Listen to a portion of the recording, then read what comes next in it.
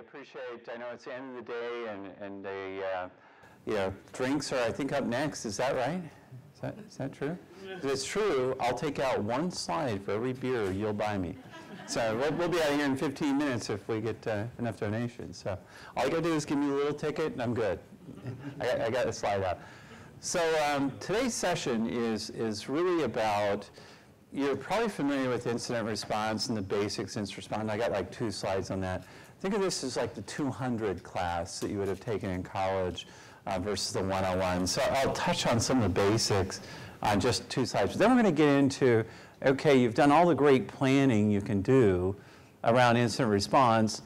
Now, what happens in the middle of incident? Now, how many of you, and the camera's on me, so they won't see you, how many of you have had to actively work in the middle of an incident at some point?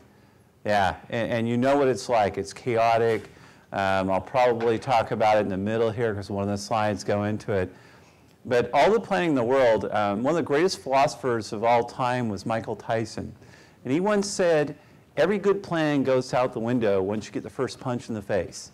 So, you get philosophers everywhere in life, right? And that's really what happens during an incident is you've got to do the planning. Without the planning, without doing that up front, you are in total chaos. And if you've ever worked through one of these incidents or helped somebody, I'm helping a colleague through one right now, it's a very terrifying time, but you come out on the other side much stronger, much better. So that's what today's session's about. It's a war story kind of session. So I'm going to tell you stories, and I'd love it if you guys jumped in and added to the stories and your own experiences, because that's what makes it more interactive, a lot more fun. Any questions before I get rolling here? And if I can figure out this technology, we're good. All right, so let's go through it. So today, we're going to talk, you've seen the 7 major phases of any incident. It really starts with preparation, of course. You're going to detect that you've had an incident. You're going to go and you're look to eradicate that.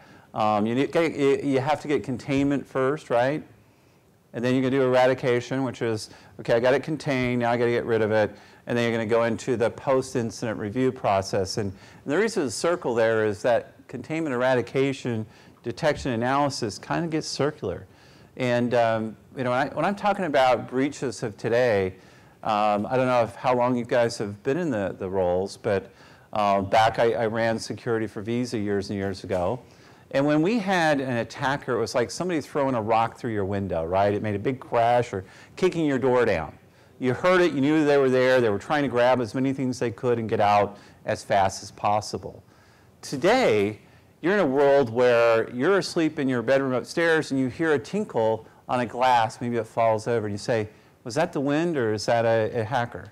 Because when you go 233 days, I think is the average time right now, between your time you're breached and when you detect it, you've really got to be looking closely at where they're at. But once you find them now, this whole process has changed. Because you think about it, when I talked about the beginning, I had crashing, they hadn't been there for a long time, so my eradication was very simple. Just plug the hole and go on.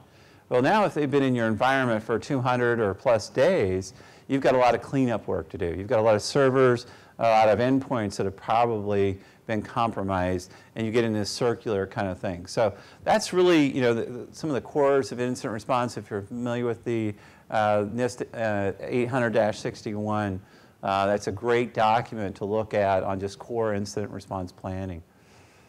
And the most important part of planning is, of course, your incident response team.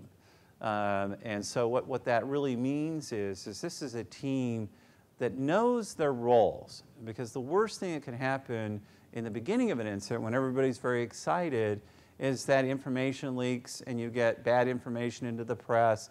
It's very harmful to the company. It's very harmful to the citizens you're protecting. So making sure that each of these people understand their role and everybody else knows it's not their job to do one of these roles. So it's very important, again, to have your incident response process and the incident response members trained on their individual roles. Any questions on that? Because that's all I'm going to talk about when it comes to just core incident response, okay? Because now we're going to pick up the tempo and we're going to move on. Oh, I lost one guy already. He wanted to talk in depth or business continuity. Please tell me you had to go to the restroom. Okay, all right, so we're good. So what we're going to talk about now is, God, I wonder what I did to say that he left. We're going to talk really about 4 or 5 key problems. And we're going to go through each of these. We're going to use sort of a case sample to kind of illustrate the things that can go wrong in the middle of an incident. So now you've had an incident occur. You know, the first thing you're going to have is this problem of distinguishing between what is normal traffic, right? What's normal in your environment, and what's abnormal. Well, the kind of the way this works is you start off with, geez, we're pretty sure that is normal traffic. It looks somewhat familiar, right? But remember, you're trying to find that little piece of information. And before we used to talk about, it's not if you get breached, it's when, right? And how many of you have probably lived by that for a number of years? Well, now you have to start thinking about it's not when, it's where. Where have you been breached? Because if you change your mindset, you're going to start noticing those little irregularities in your traffic, okay? So the gotcha factor is, you know, your old system logs are not available. So you can't really determine what's normal, right? If you don't have your old logs, then it's actually impossible to know what is normal. So the learning here, though, or the fix is, of course, maintain those logs. Keep those logs around so your analyst can go back and say, this is what's normal, and here's what's not abnormal. Does that make sense to you guys? Okay. So the second thing you can go, and of course give the advantage to the hackers here, is, geez, what should we do next? Is this anomaly worth investigating? Now, all of you have probably heard the recent retailer breaches, right? And what the 2020 hindsight said was, geez, we saw irregular traffic, and we were trying to notify. But we didn't really have the enablement to make a difference, right? If you've tracked some of those, and you know, I won't throw out company names because that's not proper, but you've seen those in the news, right? So this is where your IR team is really, it's more of a virtual IR team in today's environment. We're not physically adjacent like we used to be. So we need to be able to run an incident and be in front of it with that. So focus on operationalizing your IR team and keeping them off the projects, okay? So that's very hard to do, but that's kind of what's required today. Any questions on problem 1? So problem 1 was really about thinking what is normal and what is not normal, and in the middle of these little teeny clues, how am I going to know the difference? Am I prepared? Can I do it? Do your staff have the ability? Anybody have any questions, comments on that? Oh, good, you came back. Excellent. Now I feel better. Oh, you went to get somebody else. Cool. Anybody else want to go get a partner and bring them in? No, that's great. Thanks. And you know, I've only got 50 more slides. So what time are we done here? Yeah, well, you heard I offered a beer to take out everyone. Yeah, or a beer and I take out a slide. So we get out sooner. So the second one, I see the gentleman here brought my own prop with me. Can you hold that up for everybody? Yes, it is about lining up your ducks in a row, okay? So this is really the second problem. Now the second problem, I got to keep you guys awake sometime. I know you've been in here a long time, and we got to turn to props now with ducks. But okay, we got a special. Now I put up here firewall, but you can take anything, an endpoint intrusion detection device.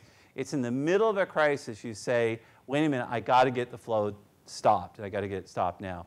I was just talking with a gentleman the other day. And you all are familiar with, you know, the insider threat and malicious versus non-malicious attacks, right? Well, this was a non-malicious attack where the person was trying to implement a change into their test system, hit the wrong button, propagated bad code across their entire infrastructure. It was taking down a server at a time as quick as they could. They literally were pulling them off the network. It was a full-blown crisis. Now, I know this is sort of the business continuity. When you think about it, holy smokes, that's the only way you actually get into it, because you got fail-safes, everything else now. But that's what can happen here. You can actually do a self-denial of service and destroy, in this case, they destroyed a number of servers before they were able to stop the propagation, because the application code distribution system actually was distributing the bad code non-maliciously or intentfully, but in a non-malicious way. Does that make sense? All right, so think about it. Not only in this case do we have to deal with bad guys, we've got to also deal with our own insiders who just simply make a mistake. So what's the gotcha? You're unable to find that phone number to that vendor. You need help, you need help right now. You never staff within your own organization all the experts, but you've got to keep those experts' phone numbers close to you and have them available for you. So, oops, I went to the fix. Any questions, thoughts? It's late in the day. Okay. Last mobile phone, please call. Found it. That was great. I had somebody the other night, by the way. I ordered iced tea, and they asked me if I'd like that hot or cold. You know, by the way, the only reason to make this is funny is because it was true, right? And then the next thing we were checking, I ordered a Caesar salad, and he asked me what dressing I would like on that. So, you know, the funniest humor is the true humor, right? So, giving hackers the advantage. So the next scenario is you have evidence the admin level's password has been hacked. How often does that happen in a normal attack? Any thoughts? Is that abnormal, normal? No? Quite often. Because the first thing you're going to do is escalate privileges, right? If you look at, again, just using the retail breaches, they've been very, you know, in the front news. That's the first thing that happens. You get access to a external facing server, you escalate privileges, use that escalated privileges to now do cross propagation, right? Now you're moving lateral across the environment. You all know the process there. So that's what happens here. So now you've got somebody with the admin password. The problem, if you don't have an active privilege management system in place, that password is going to be the same across all the servers, right? Because your own internal team trying to manage these can't manage 100 different servers. So this is where you have to think about, well, what's the gotcha there? It's used on numerous critical servers. They have the password. Do you have a process in place? And you know, you don't have to answer. You can shake yes or no, and I won't tell anybody.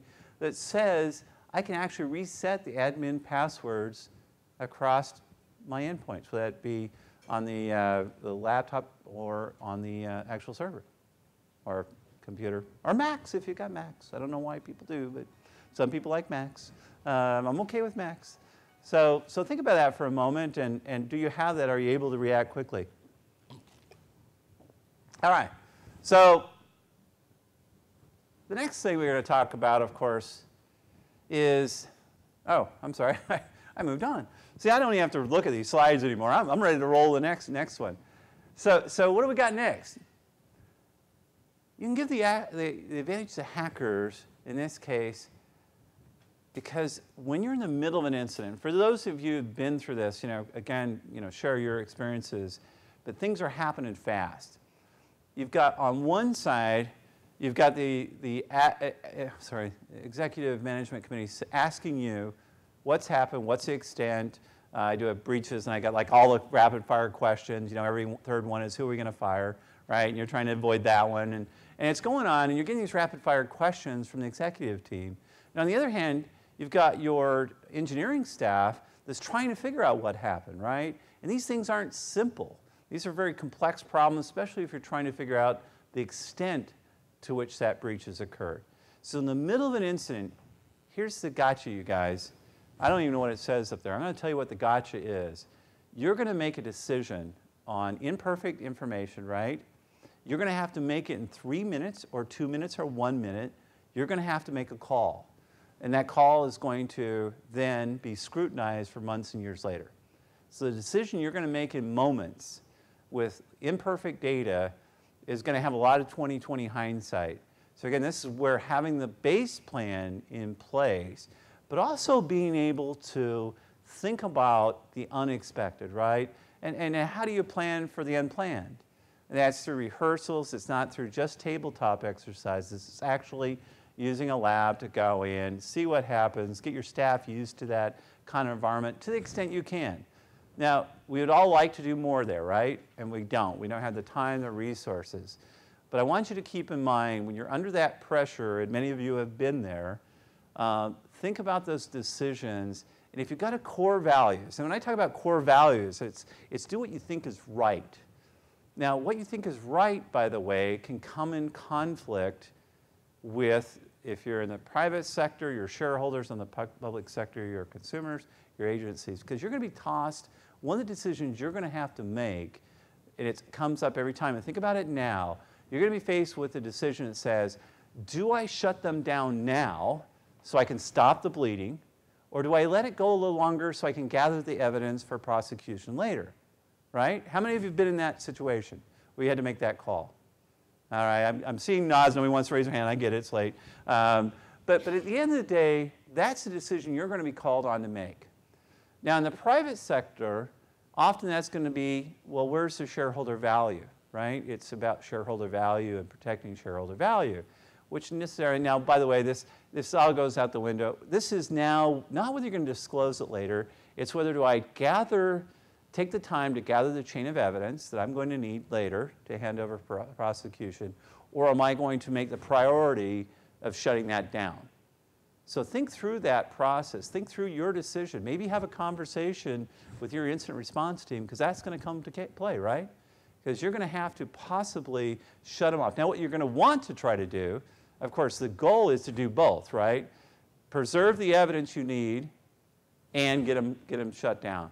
But often, in too many times, you're going to have to make a decision between those two. Now, depending on which way you go with that decision, this is where that 1 minute with imperfect data is going to come into play, okay? So you're going to make a call that says, I got to stop the bleeding.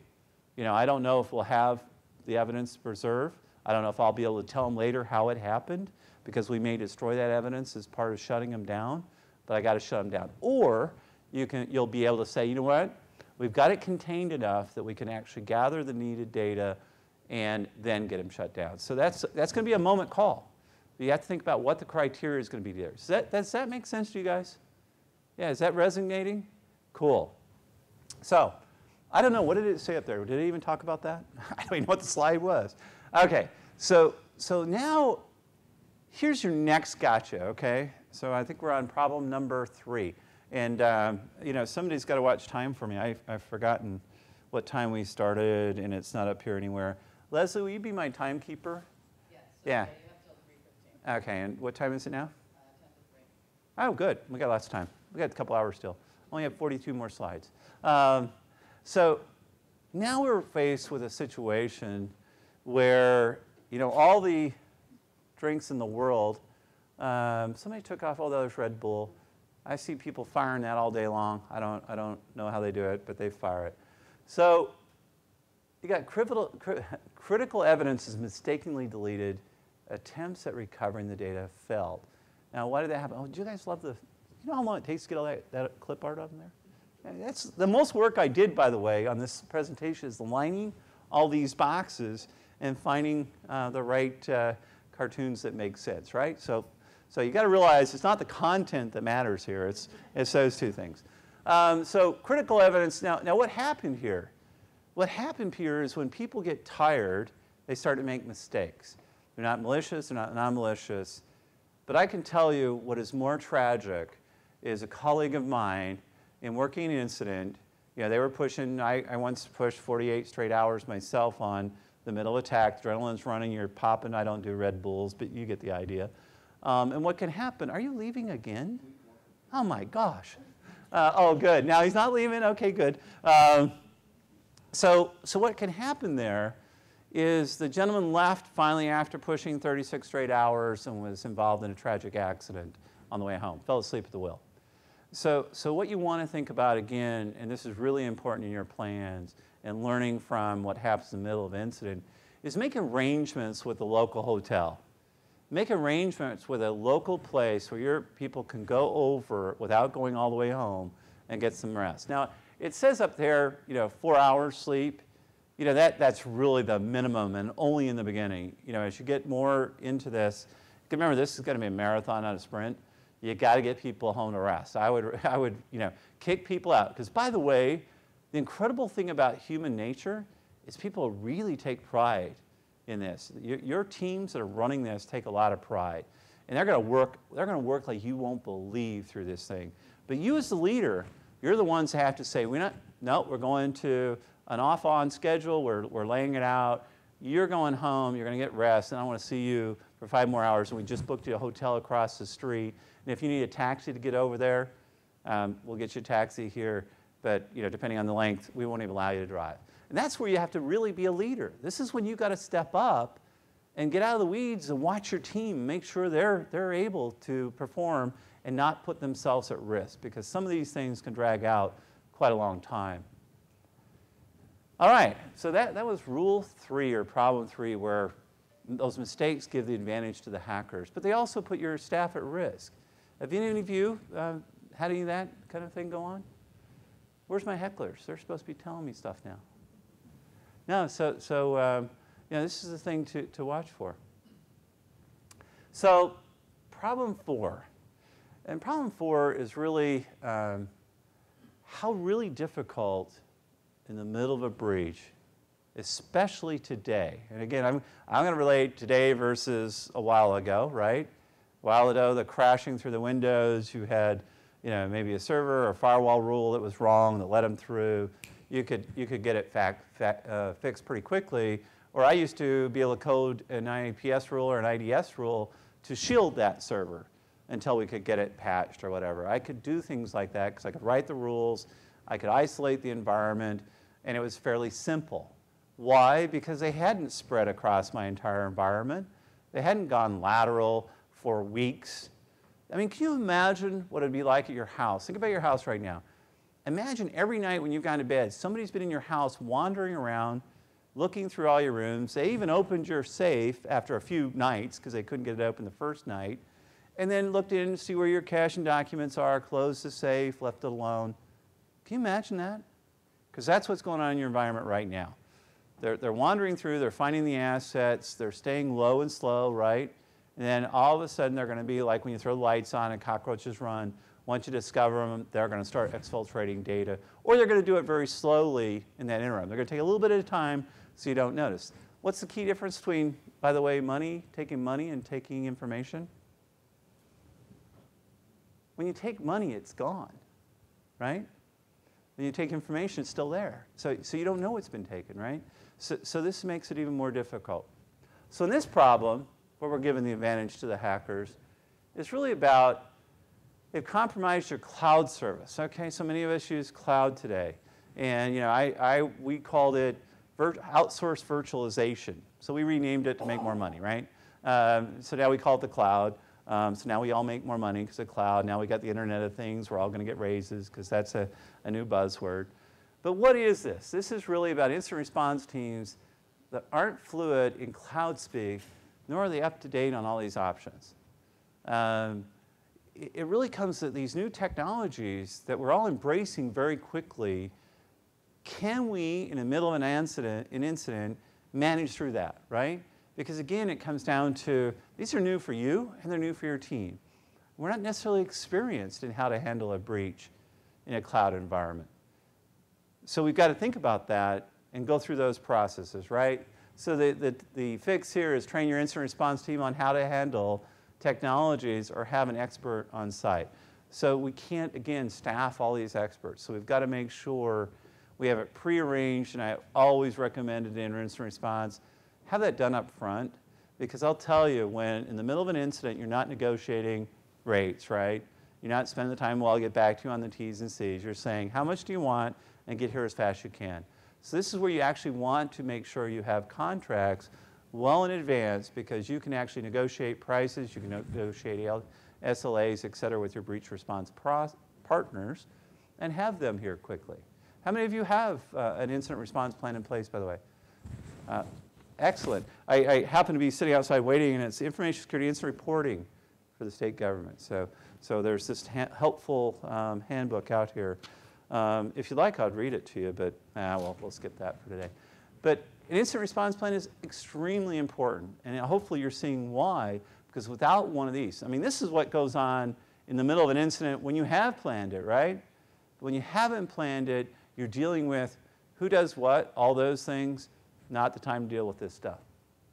So make sure your experts are either up to speed in your own organization on how to handle these kinds of new technologies, whether it be now a virtualized environment where server environments, the latest technologies, your team, or you have arranged for experts. So actually, I work for this guy. That's why I'm here now. No, one of the other problems, and this is problem 5. So, you know, we've been through a number of ways that we can give the advantage to the hackers, right? And we've shared some good experiences here. But the other thing that happens is, who's at fault? You know, who to blame on this thing? So how do you deal in the blame game? Now, here's the problem you're going to run into. And I'll make up a little story, and this is by nowhere it means the way it happened. But imagine, none of you are here from Target, right? No, so imagine you were at Target as that thing came through. And first the phone call, you know, we'll kind of go through a scenario, see if this makes sense. You get the phone call from the FBI or DOD, whoever called them, and said, hey, it looks like you've been breached. Because Visa had called them and said, hey, we're tracking fraudulent data down to a single source, looks like Target. So you get called in, says to the boss, and they say, hey, you know, we just got this call, and we may have a breach in our credit card system somewhere. Go out and look at it. So remember I said it's not if, it's when, it's not when, it's where.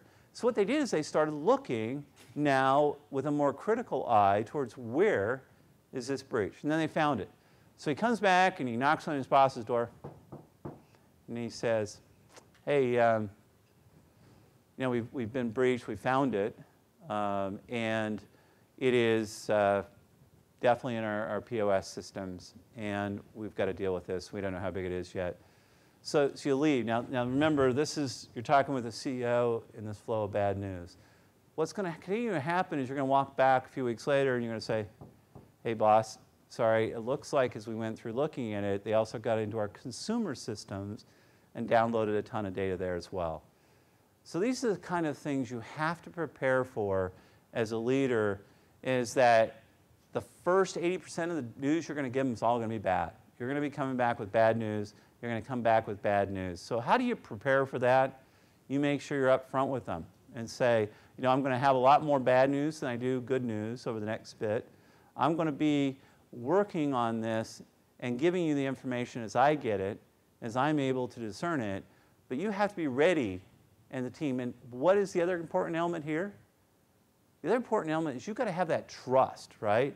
You've got to have the executive team's trust that you're going to manage this through it. And this is where leadership comes into play. We talked about one already. This is where leadership comes into play. You have to be able to stand strong and be able to give them that confidence that they know you got it. You know, I do board meetings, right? Have you ever been to a board meeting and had to present at a board meeting? A board meeting would have about 3 words, because all they really want to know. I'm the guy and I got it. How many words? That's like 5. I'm the guy and I got it. That's 6, right? All the other words you're using is to convince the board that you are the guy and you do understand what's in place, right? That's why you go through these. Now, this is a time where you're going to have to say, I got it. I'm going to manage this through. I'm going to help us recover from it. And we'll do some post-analysis of how it happened. But right now, it's really important we get through this. Does that make sense to you guys? So what's the fix here? I don't know what the fix is. Educate them and expect a lot of bad news. You know, you got good news, bad news. Make sure they're ready for that. Have any of you had to work through your executive team and given them that bad news? And was that pretty much the case when you did it? And pretty much the case is you're coming back and saying, sort of like the budget process, yeah, I really need more money, right? So in this case, we're working through this and we're going to give them bad news, but all the time you have to have the confidence, not only in them, but the confidence you are going to manage it through. So that's the 5 gotchas, and every one of those give the advantage to the hacker. Why? Because every time you make a mistake, they pounce on it. They're in your environment already. You're reacting to that environment thing. And so we got the summary. So the summary is, you know, how to give the hand, not knowing what is normal in your environment. Not having those contact lists in place, because that's going to kill it in time. And time is your enemy, by the way. From the moment you discover that attack or that breach, and let's just say there is regulated data in there, what happens from the moment? the time clock starts clicking on notification, right? If there's regulated data, the moment you know it, the time clock is clicking on how long you've got to react to that. So time is your enemy. You need to get responses out. You've got to be able to give good data out. Your response team has to know as good as they can what they're going to say publicly and to your regulators. And that's critical. If you look at, you do case studies on the cases that absolutely tank, the ones that cost the most money in the end are those that come out with information that is wrong. And they say, yeah, it was 1,000 records. No, I meant 10,000. No, I meant 1,000,000. Well, every time you come out with those updates, that's another news release, right? That does more and more brand damage. That lessens the consumer's confidence in you and that trust you have with your organization. So think about that impact. Think about how that's happening. So that is a #1 problem. So anytime you give time to the attackers or hackers, you're taking time away from you and they're doing more damage. Because remember, they've been in, they're exfiltrating data as fast as they can. They're going to continue to spread. I had one gentleman that was doing forensics on an environment, it's a law firm. And they were in so deep, they would restore a system, go in, and and they'd come back and this whole system had been basically compromised again. So they were in this endless loop. He said, I don't know, I think we're going to have to probably take a weekend and shut down everything at once, restore them all, because we can't figure out how they're re-engaging on those compromised systems. So this is all what's going on when you're giving the advantage to the hacker, okay? Not having a good relationship with a business so they have the confidence in your ability to manage this incident. What if you had to tell them, I got to take down this product?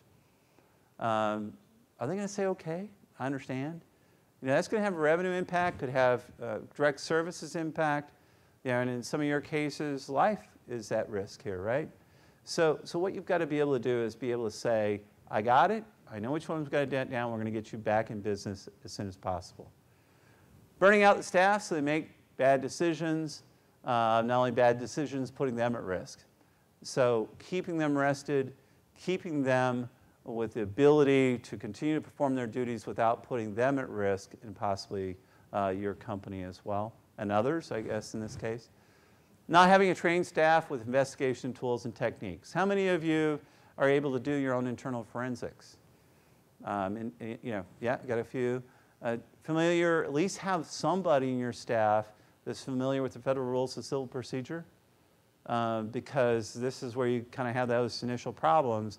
What you do first can hurt you down the line. So if you don't have any of your staff at least familiar with how chain of evidence rules work, and how you can start that chain of evidence right up front, you got to have that.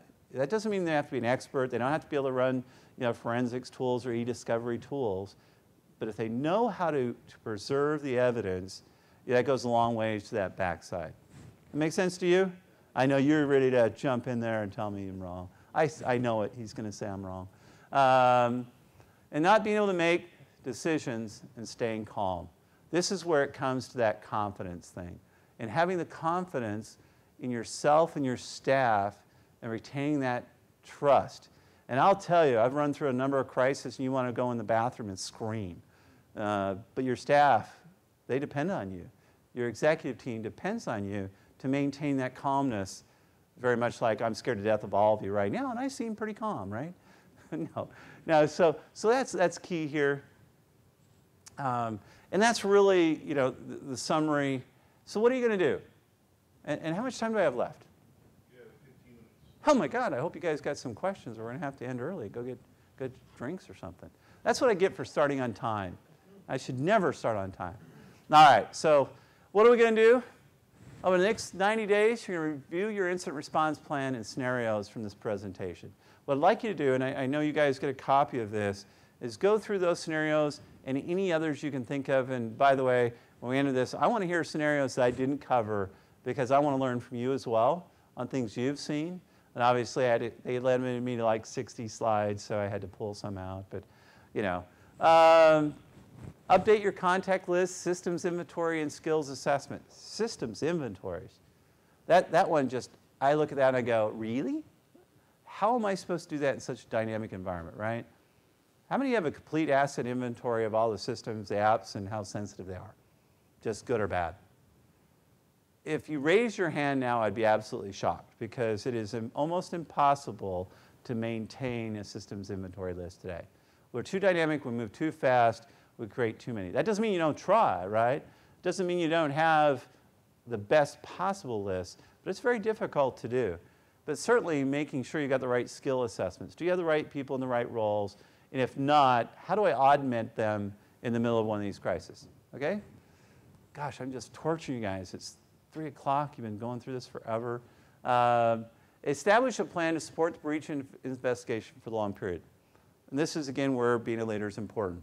When you get started, one of the things that I learned over doing many, many investigations is when you start it, you have no idea how big it is. It's sort of like being in an earthquake.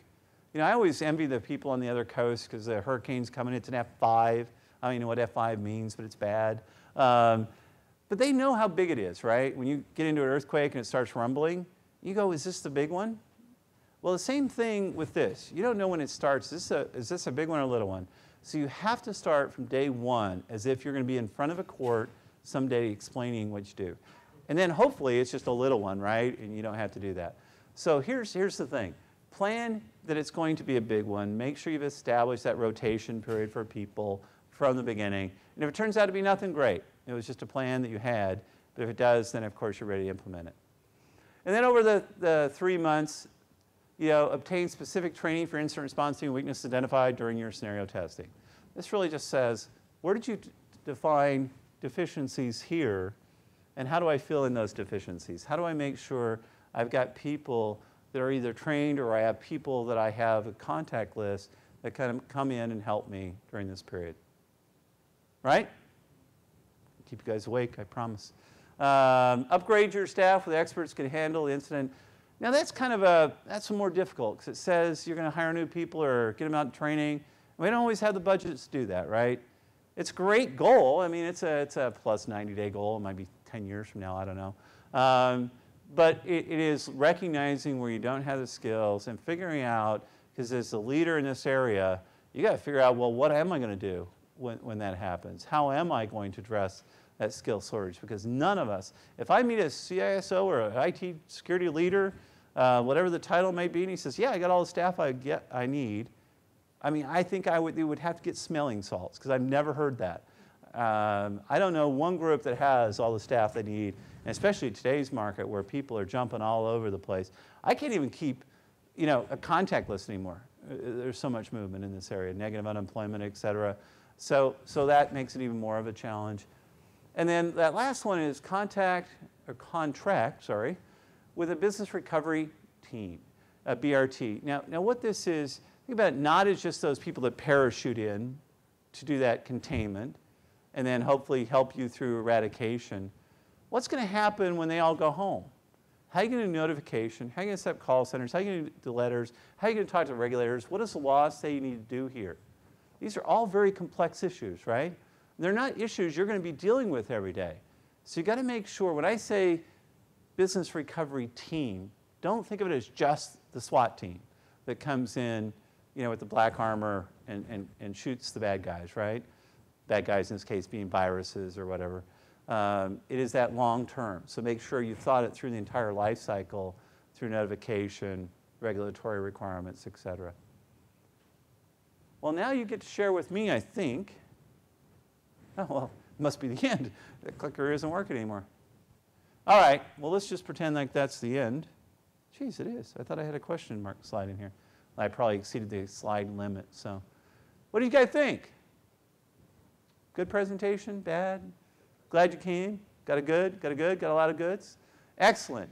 Were there any scenarios that you've lived through you'd share with the group that is in the middle? Because, man, I had to pick through these, because I'll tell you one thing about having done this a number of times, you can't name every scenario, every crazy thing comes up. Like, I would have never expected somebody ask me what kind of dressing I want on my Caesar salad.